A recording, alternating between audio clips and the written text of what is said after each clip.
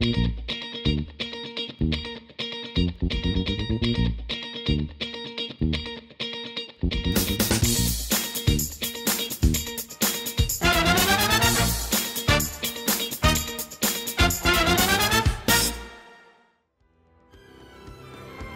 u nastavku sa Radetom Bogdanovićem o redu, radu i disciplini, ali i o prijateljstvima i o vremenu kada je i fudbal postao više od igre.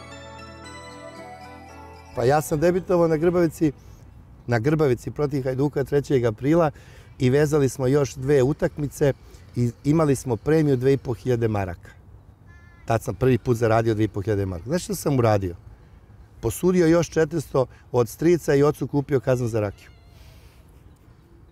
Otišao u Bosansku Kostajnicu, on imao tu želju da ima kazan za rakiju zato što je naš neki komšija, nije neki nego jako dobar tatin prijatelj, komšija Boško Prodanović imao kazan za rakiju, ono bakar sa lulom.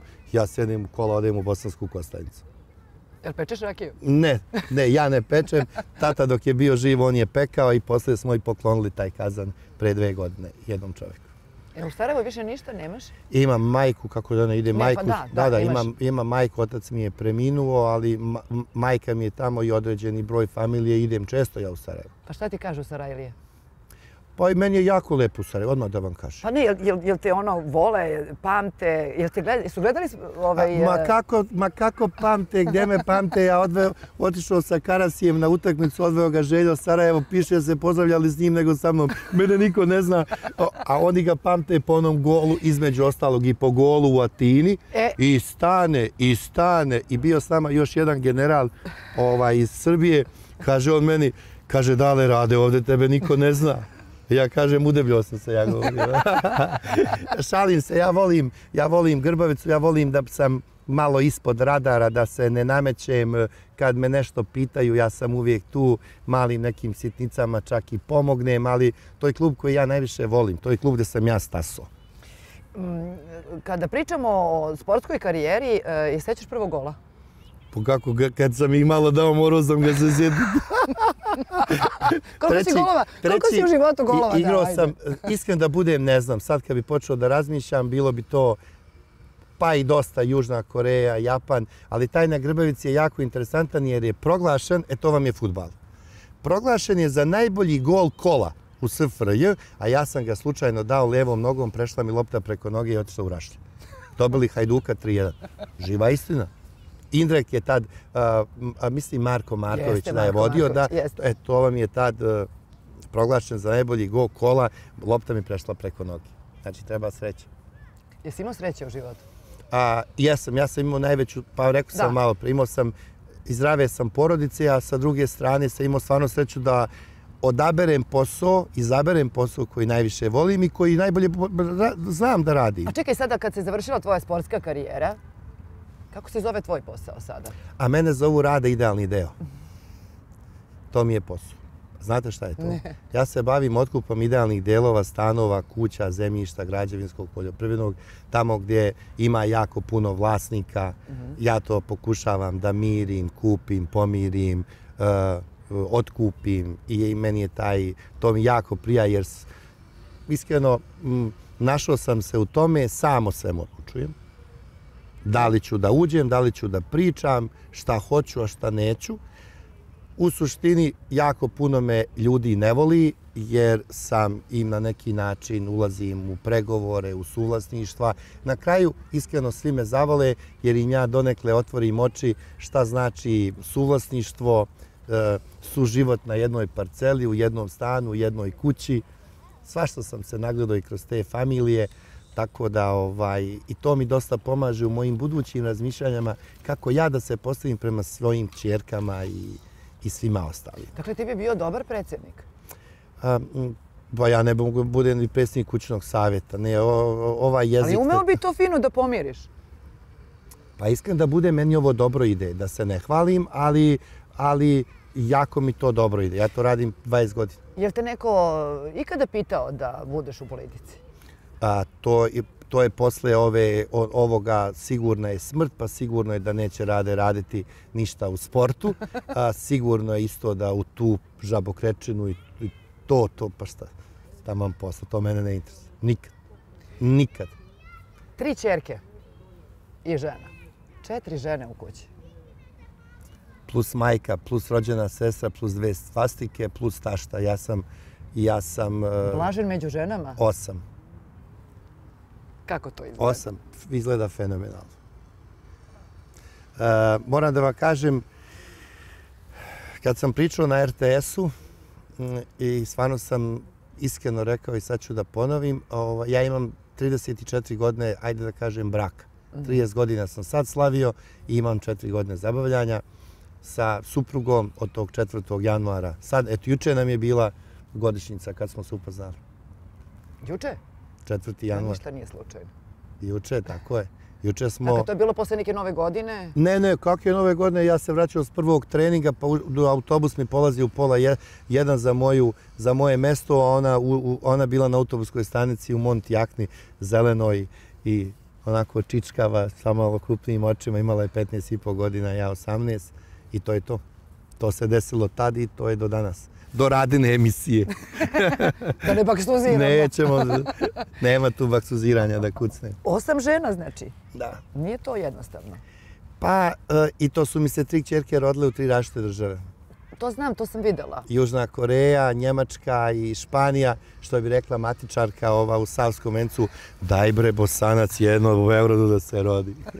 Jel ima šanse? Nema šanse. Kako su reagovale sve tvoje žene u situacijama kada ne bude prijatno, kad izgovoriš ono što misliš? Kako su reagovali tvoji prijatelji? Kako ti reaguje porodica? Jel njih nekad košta tvoj, što bi ti rekao, predugački jezik? Pa da vam kažem nešto, košta u suštini, znam po ženinoj reakciji, znam na jutarnjoj kafi ujutru. Ona je u 7 sati, a znam po njenom raspoloženju jesam li negdje po njenom zabrljio ili nisam, mada se to rijetko dešava, po njenom stavu i mišljenju. Ovaj moj jezik, on sad ću vam kažem, najiskreniji prvi put. Dosta sam izgubio poznanika. Čak sam izgubio jednog jako dobrog prijatelja. 32 godine prijateljstva me koštalo to što sam rekao da je Kulibali najgori igrač koji je kupila Crvena zvezda.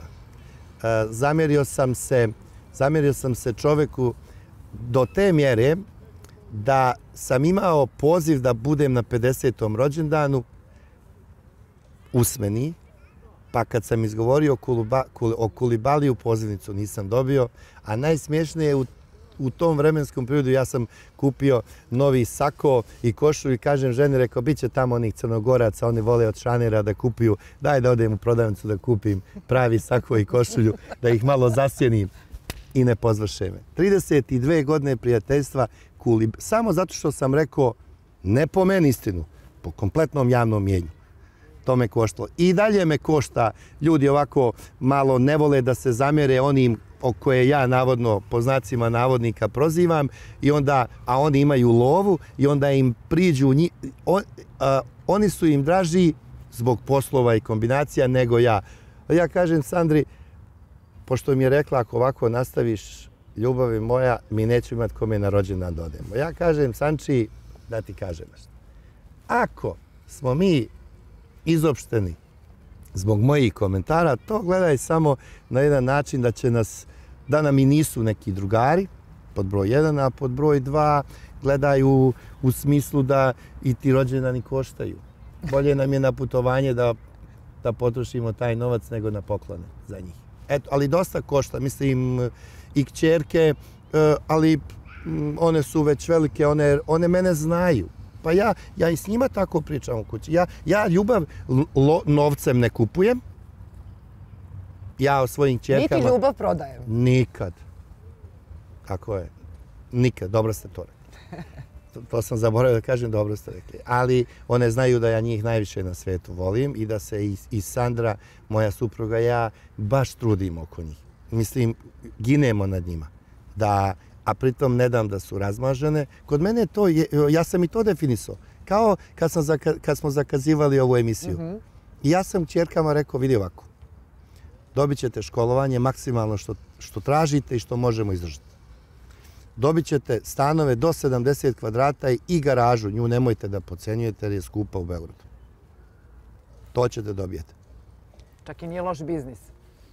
Tako je. Da. Mogli bismo oko toga posle emisije da porazgovaramo. Tako je. I kažem, na vama je da odlučite šta ćete da radite, s kim ćete da živite, a obezbeđene ste sa stanom, da imate svoju slobodu, da ne dođe. I pritom na svakom stanu će da bude majka sa plodo uživanjem, dok je ona u životu, da stan ne možete da prodate, da ne dođe neki Crnogorac, Bosanac, kaže Maco daj da stavimo stan, kredit, poslovi ovako onako, onda više nisi samostalna. Ja o njima razmišljam, ali im ne dajem da, niti one naravno traže, jer su se već i zaposlile i rade, i studiraju i rade,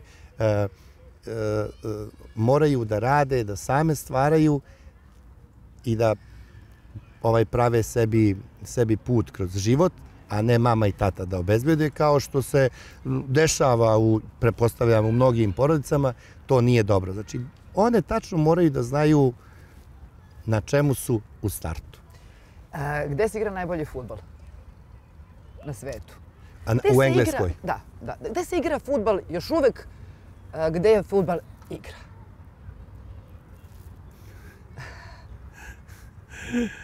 Ja mislim da nema fudbala gde je samo igra. Nažalost, nema čak ni Afrike više.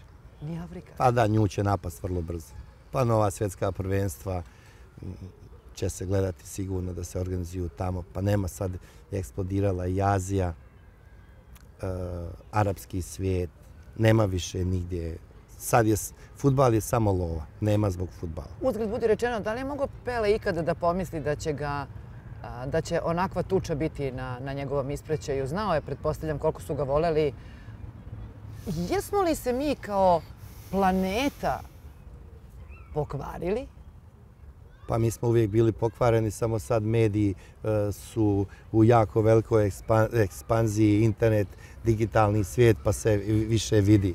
Pa dajte, molim vas, pa ti Južnoamerikanci su cijeli život pokvareni. Pa da mam posla.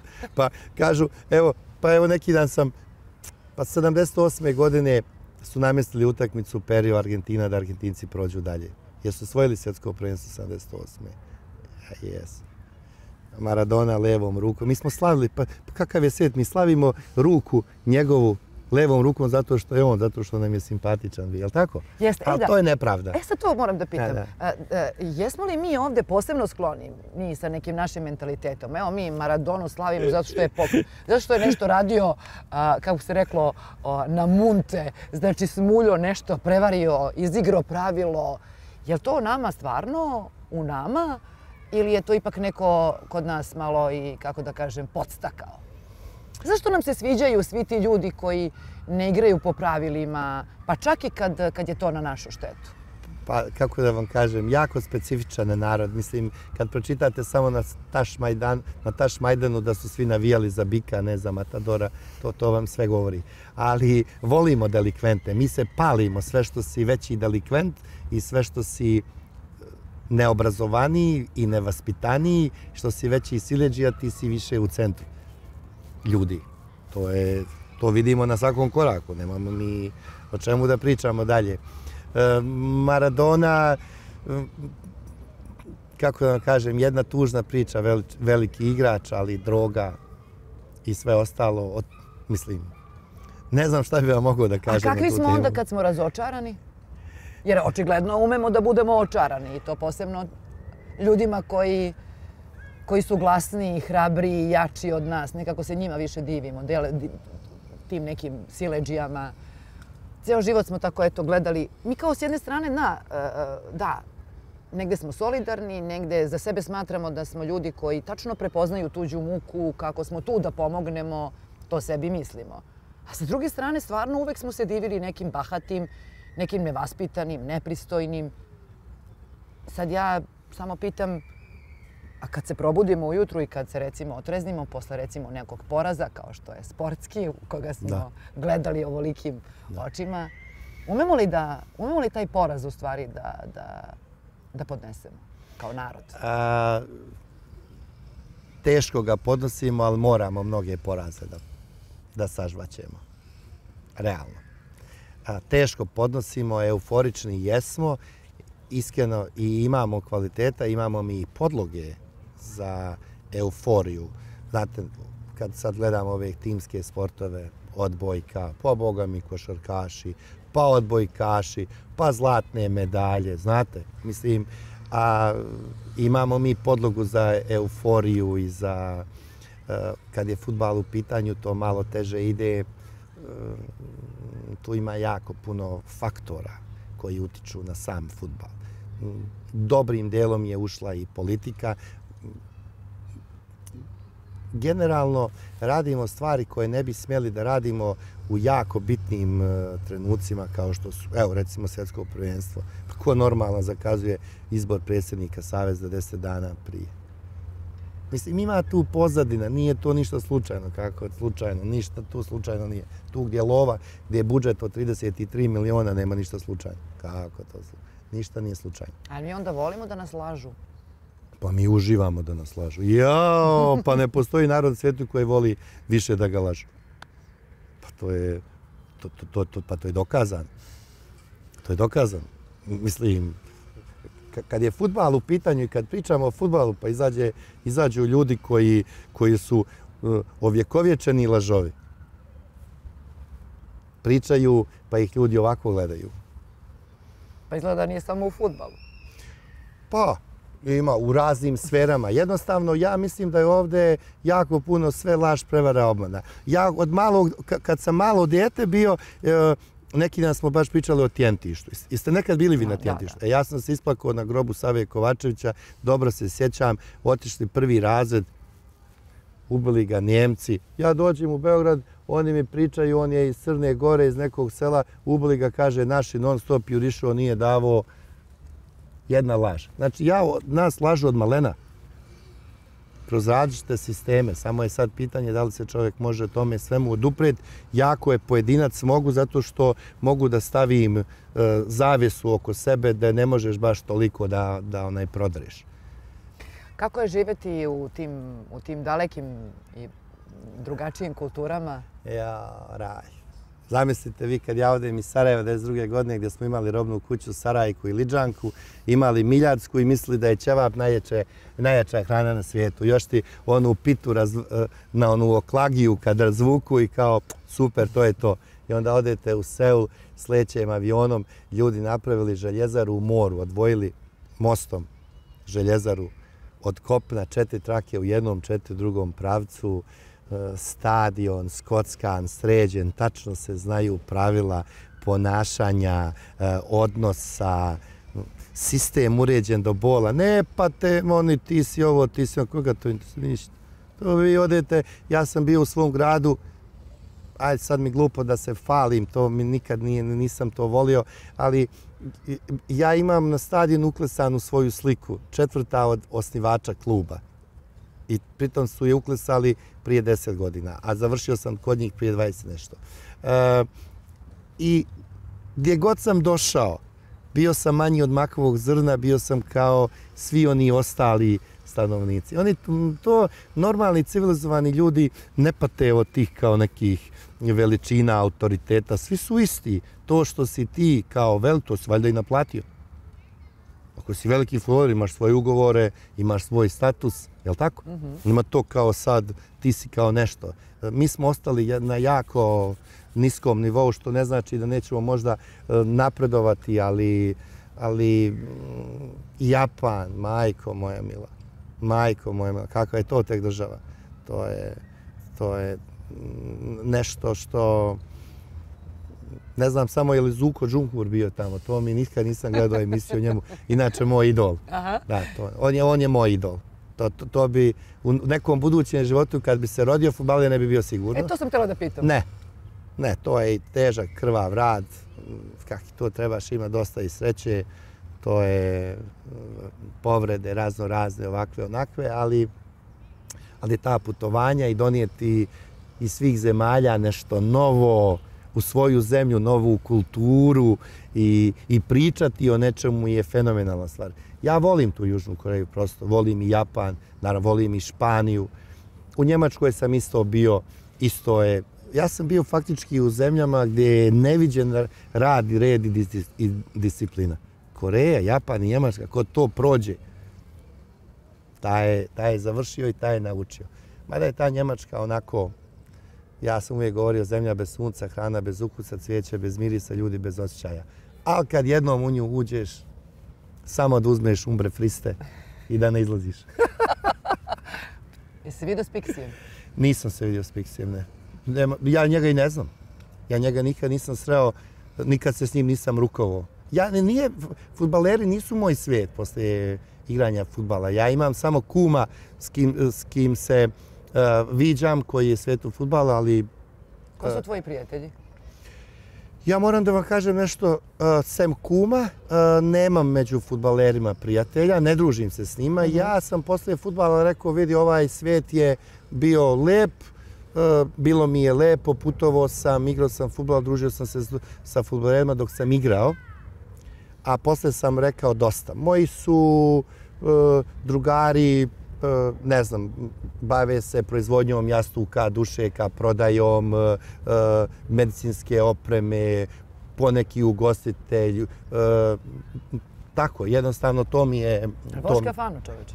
A, volim kafanu, da, volim kafanu. Jel pevaš? Jel umeš da pevaš? Ne, ja sam jedini Bosanac koji ne zna da pjeva. To je, da, atipično, da.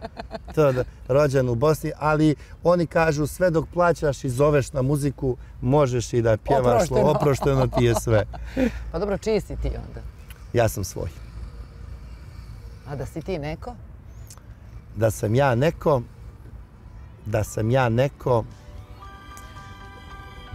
neko, pa rekao sam vam malo pre, ja bi volio da budem iz Duko Džumhur. Hvala ti, hvala. Vama također.